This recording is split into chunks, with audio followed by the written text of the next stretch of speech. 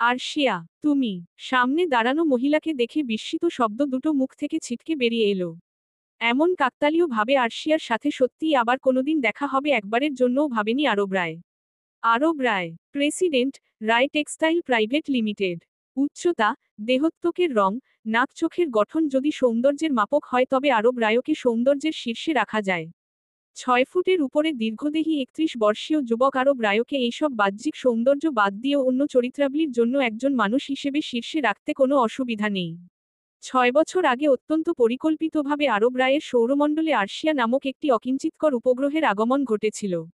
এবং পরিকল্পনা মাফিক তার নিষ্ক্রমণের সাথে সাথে স্মৃতির পাতা থেকে আরশিয়া নামটাও মুছে গিয়েছিল। অন্তত এই বিগত 6 বছরে এমন একটা ক্ষণও মনে পড়ছে না যখন আরশিয়াকে একবার হলেও মনে পড়েছে। অথচ আজ এখানে এই মুহূর্তে দেখার সঙ্গে সঙ্গে যেন এক ঝড়ো হাওয়ায় চাপা পড়ে যাওয়া স্মৃতির ধুলো সরিয়ে আরব রায়ের মানসপটে 6 বছর আগের ঘটনাসহ আরশিয়া তার সমস্ত রং রস মাধুর্য নিয়ে সমান উজ্জ্বলতায় ফিরে এসেছে।